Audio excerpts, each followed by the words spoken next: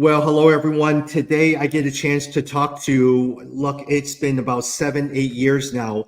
One of my dearest friends in Jakarta, Indonesia, an individual who I highly respect, someone who I look up to, and someone in some sense, actually, Julia, in an Asian context, I'm 46 years old. I am the elder in the relationship, but yet at the same time, I learned so much from you, from someone who is so much younger, but who I look at your life, your motivation, your heart, everything like that. Julia, I learned so much from you and thank you for your friendship, but more so, thank you for joining us today. Thank you for having me, Tommy. It's always a pleasure. And as you said, 7 to 8 years. Can't believe time has really flown that fast. Yeah. Here you are. I mean, you just put your daughter to bed. It's here or in mid-morning Chicago as we talk. It's late at night in Indonesia. Talk to me how life is right now, and we're going to talk a little bit about the early days. But where does life have you right now? What are some of the multiple things that you're doing? Yeah. Thanks for having me again, Tommy. And hello, everyone. So currently, I am a mother to my first daughter, whose name is Anne. And apart from being a mother, currently I'm helping my family business.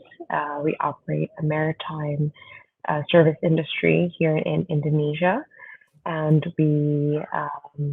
I'm also part of a local medical nonprofit board that basically aims to provide medical accessibility through innovative solutions like a floating hospital to remote areas of Indonesia that don't have access to medical support. Apart from that, I'm also running a small boutique spa, or I would say wellness house called the Fountain Wellness, where we employ mostly 90% women who don't come from educated backgrounds to have a dignified employment. And recently, I'm also Director of Development in Resource Global, supporting the mission of basically raising support and collaborating with like minded individuals who believe that our mission with the Lord and being faithful is not just on Sundays, right? Every every week we have church, but it is in the Monday to Friday when we are called to work. So that's what's Yeah. been keeping me busy. It is. And also, a lot of times you have your husband, Erlanga, who I've met and gotten to know. He travels a lot. He's starting different showrooms, traveling to the US. So you're trying to balance between a husband who's traveling a lot, but all the different jobs that you have as well, too. Yeah. Yeah, it's definitely a lot of hats in this Yeah. season. For those as we're talking with Julia as well too, just reminder it is at night, and with her living in an apartment, her voice is just slightly muffled as well too, so that we don't wake up her daughter who is sound asleep in the other room. So Yes, that's Ju- right, Tommy. Julia, I mean, I am very thankful as the president of Resource Global, just having you now as part of the team. I think a lot of times, hey, look, I've wanted to hire you since day one. So very grateful. But talk to me about the early days. I mean, you studied at your university was the University of Michigan. And for those who are sitting there in the audience right now, there are a lot of University of Michigan graduates.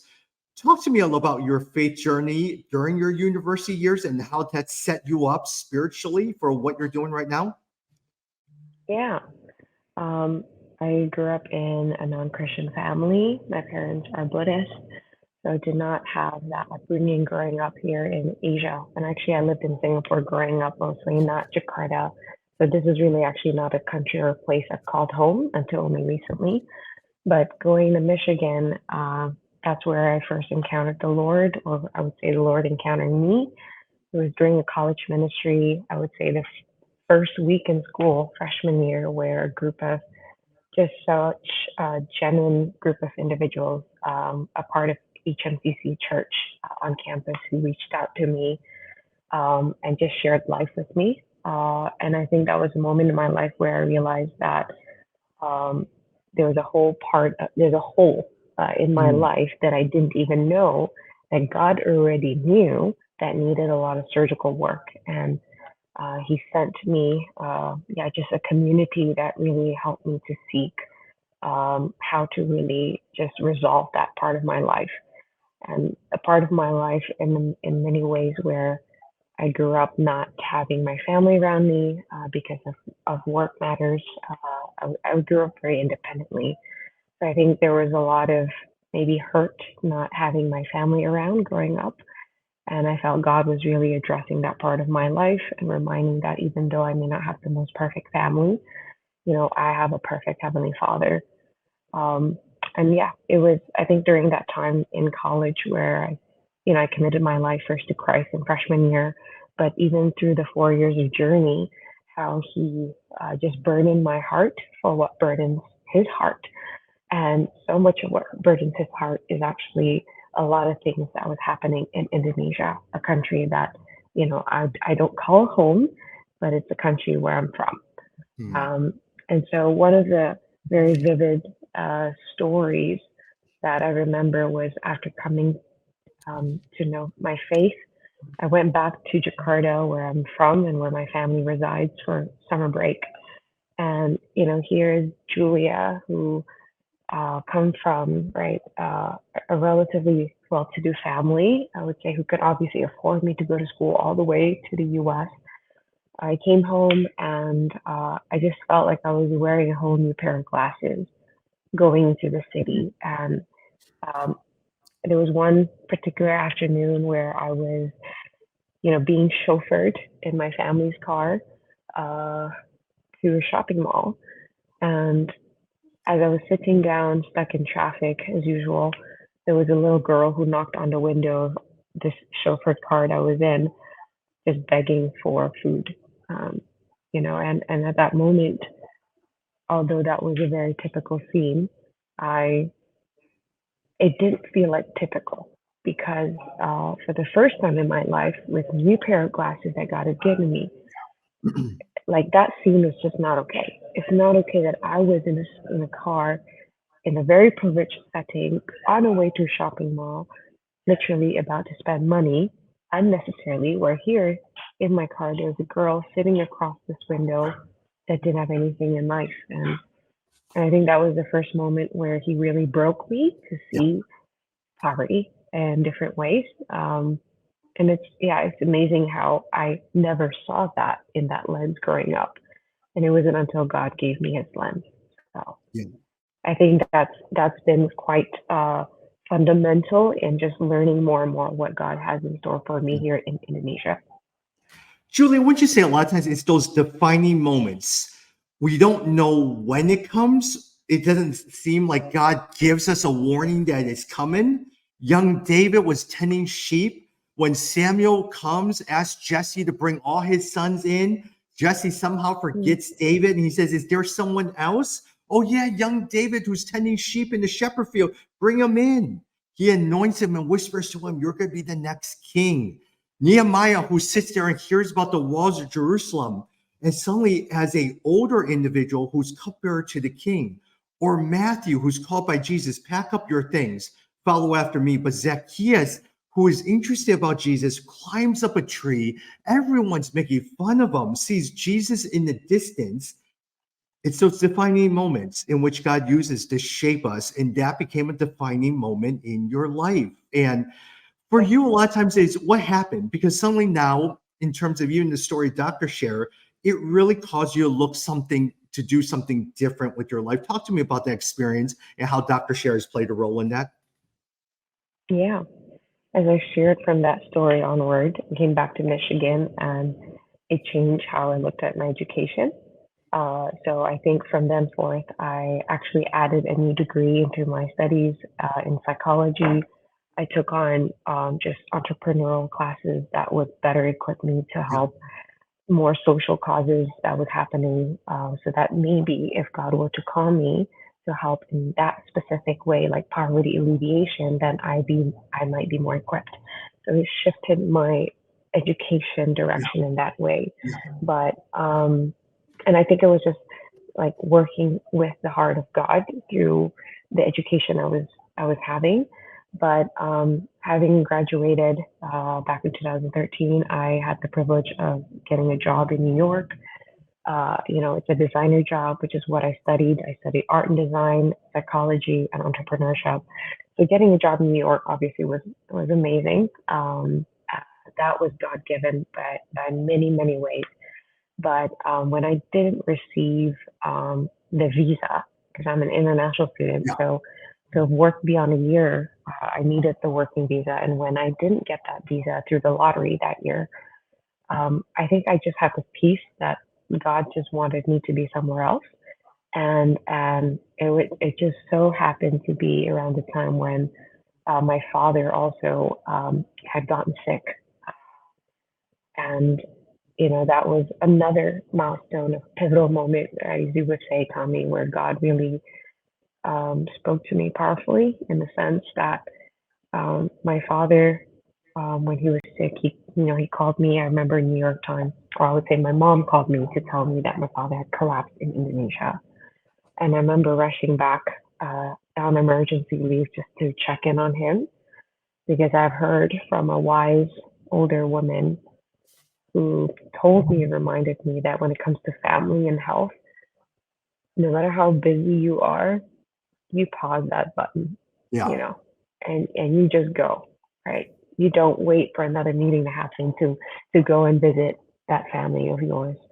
And so I took her advice and I went back, and that was my father sharing to me about the work of Dr. Share, which is the mission of bringing healthcare to those who don't have access to it. Um, he shared to me the story of a girl um, who basically was saved by Dr. Share's team because her mother had sailed 3 days and 2 nights across the open ocean just to find help because she was dying. And I don't know if you can imagine that if any of you here in this audience listening have family you love, if there's just one moment she or he is sick, I can imagine we would do everything we can to save her or him or give the best doctor, right, just to save him because that's what we do for our loved ones. And the matter of fact is here in Indonesia, there's just millions and thousands of people who don't have that privilege and access. There's just absolutely nowhere to go. And that was happening here in our backyard in Indonesia, that there were children dying, that there were people who weren't getting the most basic of treatments because simply geographically there's just it's not accessible. I guess long story short, I remember there was a moment in time where I just felt that God had called me specifically to go back to Indonesia to build a floating hospital um, uh, like that of Mercy Ship, if any of you have heard of that mission, um, to bring healthcare accessibility to Indonesia. And that it would be through the family resources, the family business that we have been privileged to have all these years, that mission would happen. And of course, when I heard this calling from God at the age of, at that time, fresh out of college, barely 6 months into my first job, the first thing I said to God was like, no, God, like, this is absolutely crazy. Like, Yeah. I don't know anything about Indonesia. I don't know anything about maritime, medical world. I'm a designer. Like, I just kept, reasoning with God that there is absolutely no way I could be the one to build this floating hospital. But and I'll just leave you with this one story, another pivotal moment that really changed my life, which is that in that moment when I was reasoning to God that I should not do the specific vision and calling that He had asked me, God took me through a very intimate conversation with Him. And that particular night, if you remember, back in 2014, Boko Haram had kidnapped about 200 Nigerian girls, and Anderson Cooper, all the news were calling it the biggest massacre of the season, and it was just all over the news. And for some reason, God was asking me, Julia, have you ever thought why you were not one of those girls in that village kidnapped by Boko Haram and perhaps later killed? Or maybe to bring it closer to home, He asked me, why weren't you born in the village next to the neighborhood where you live in Jakarta, or in that slum just next door to your neighborhood? And I thought about what is it exactly have I done to deserve the life and circumstance that I have. The fact that, as crazy as Indonesia is, I'm born in a country that's not at war. Um, and I'm born to a family of privilege that I can get certain education, um, be all the way in the US for my studies. Like, what have I done, honestly, to have deserved my life? Clearly, there was no resume, no certain paper to have proven my worth. And yet, God gave me so much. And so I asked him, is it because, um, you love me more than all these people Mm. that don't have what I have? And, we can go back to scripture and we know clearly that God loves the poor, the disenfranchised, the widow, the forgotten. And it's so clear in that he does not love me more than Yeah. all these people. And so if that's the case, then why is it that I have all that I have? All the resources, all the access to education, even facility or family business that I never thought I would be a part of. And so the last part was he put me in the context of a child in a playground where here I am, as a child with so much toys around me, so well dressed in a gated playground. And right outside those gates were these kids who have nothing on them. And is my God saying to me, Julia, you don't have to worry about them, just keep playing? Or is my God saying, you take your toys and what you have and you go outside those gates and share these things with them? And it was just very clear that my God, our God, is the latter. That everything that I have is simply not just for me to enjoy.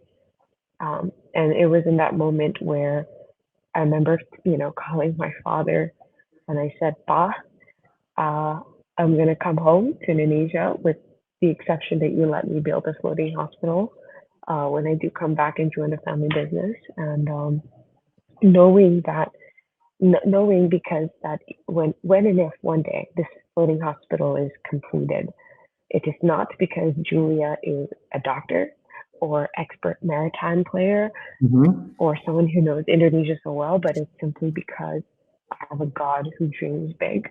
And if it is possible, it's really through him, not by my own strength and capacity.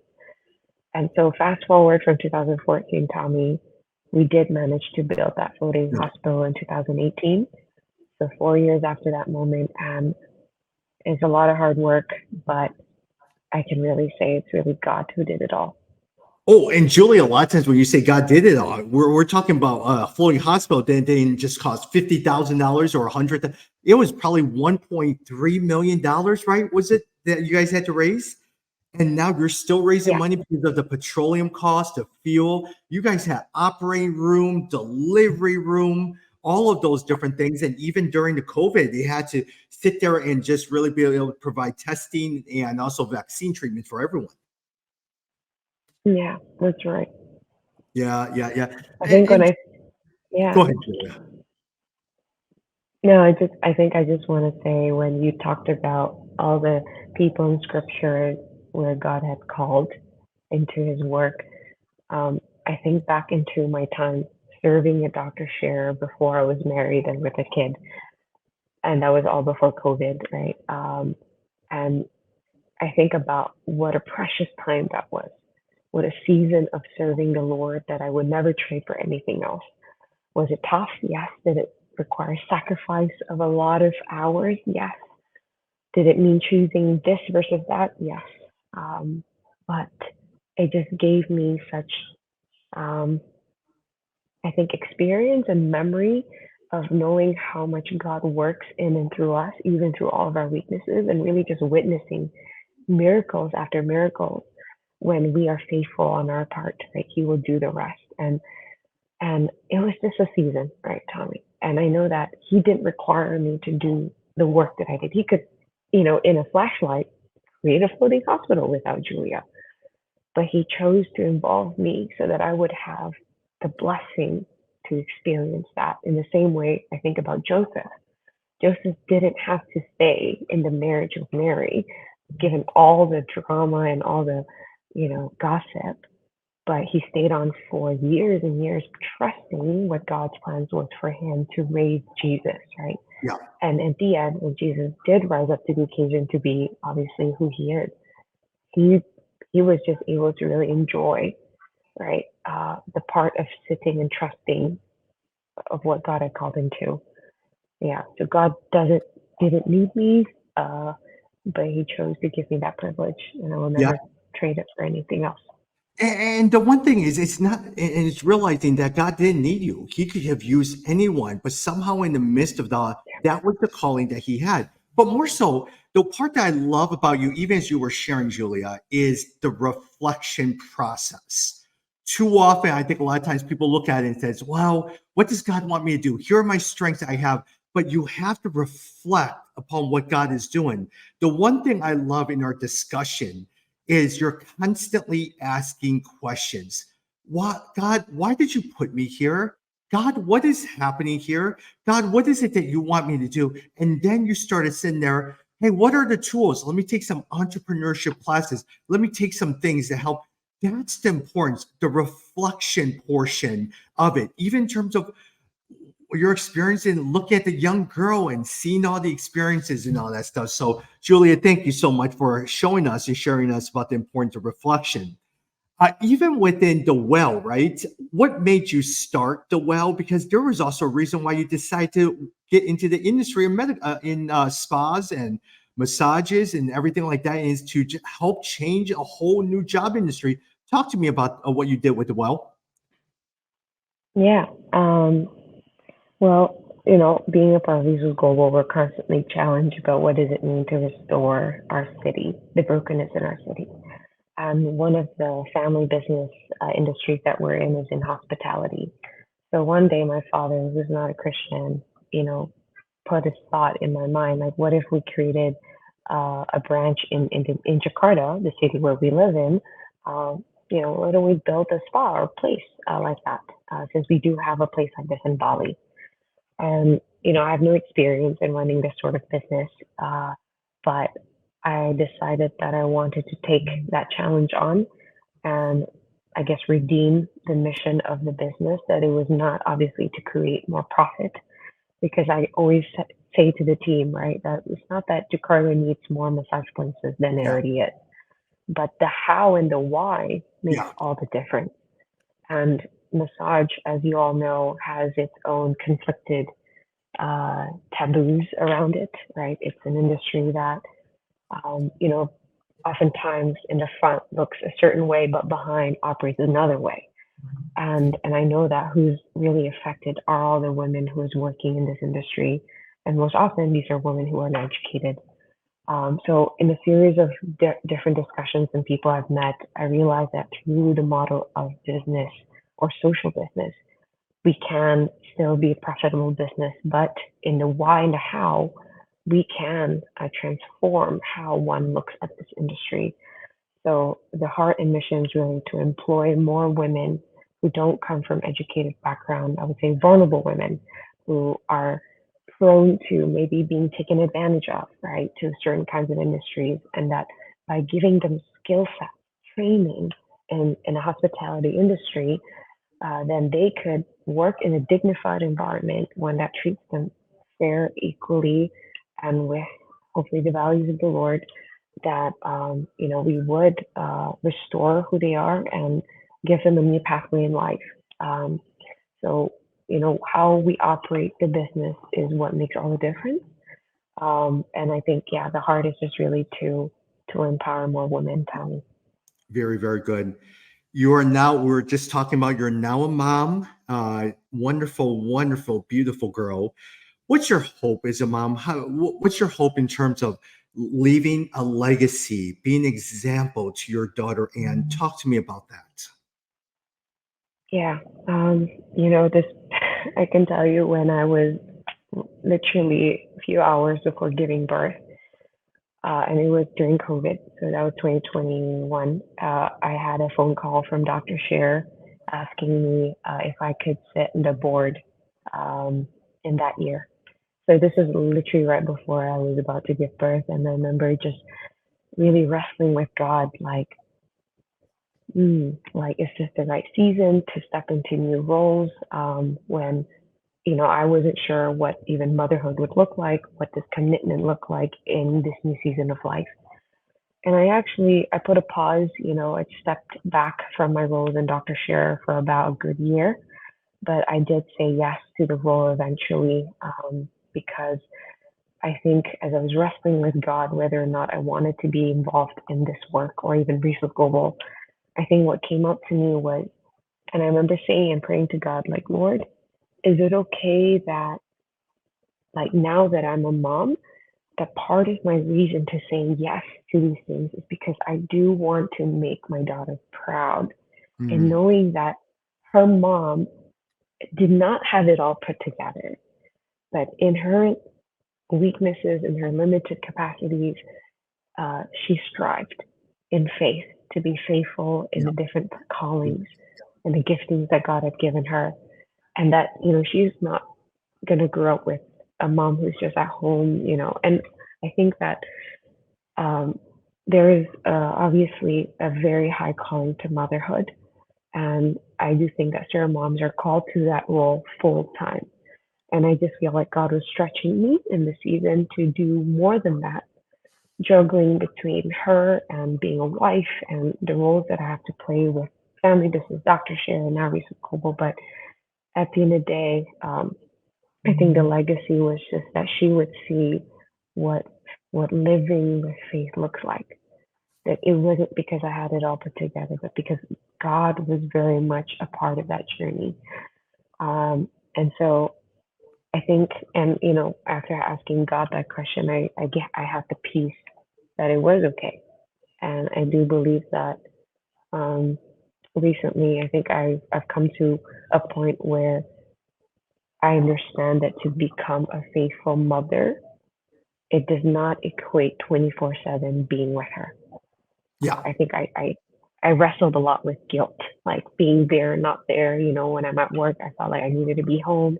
And it's very much because my daughter is still very young. But I think um, that guilt was I think made to be at peace when I've come to terms with the Lord that to be a faithful mother does not mean I have to be 24/7 with her, Yeah. but it's about having and growing in wisdom. How do I split my time well and be present when I need to be present with her, but also still, doing the calling that God has called me, Tommy. Yeah. Julia, I think even for me is I hope one day as my daughters get older and they're share about my legacy, they said that our dad loved the Lord so much. He really believed and he taught us all the time to die to yourself. And for us as kids, he was always busy, he was always gone, but he also made time to make sure that we were taken care of and spend time with us. But he was a role model in what he didn't do everything perfectly. And God forbid, Julia, I am not perfect at all, but they said he tried every single day to love the Lord and love his people. If I could do that and help accomplish that, that's what I want my girls to be able to learn. Julia, I mean, Well, you've been quite.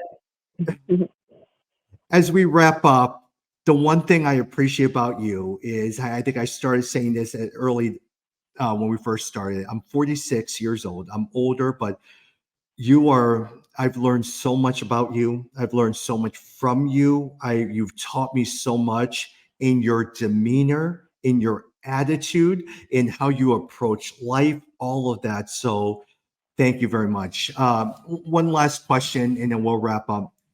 How do you motivate yourself every single day? Uh, every single day when you wake up, is there a choice that you have to make? How do you become? Here I am looking at Julia, and there is a sweet maturity about you. What drives you, Julia? Definitely, the love of Christ, Tommy. Uh, definitely owe my life to him. And uh, I think he's encountered me in such powerful ways that um, I'm so sold to his mission, you know, and because of his love for me and because of just what he has done for me in my life, uh, I think he's compelling me to want to do something with that love, with all that he's done for me. for what burdens his heart. There's a lot of brokenness in the city here in Jakarta. There's a lot of need. So I think in every day waking up, it's just knowing that we are under his grace and mercy, and that even everything that I'm doing doesn't ever come away from his grace and mercy. He is the source of strength. He is the one who gives you the reason to do all things. And also doing all these things give a whole load of another level, incomparable satisfaction, right? So even as I stepped into the role of Resource Global recently, I was debating a lot actually. Is this the right season to step into something like this? But my husband, I'm so thankful for him. He said you should take it. You should take the role. And he said, I believe it's gonna fulfill you in a very different way. It's gonna take a little more time, yes, but it's gonna fulfill you. And so at the end of the day, everything that we do is ministry. And actually every work that we have been given, whether it's in church or outside church, like if we can see it through God's lens, everything is ministry. And it's an opportunity to serve him and honor him and bring people closer to him. So Got it. I guess Thank that's you the very much. motivation.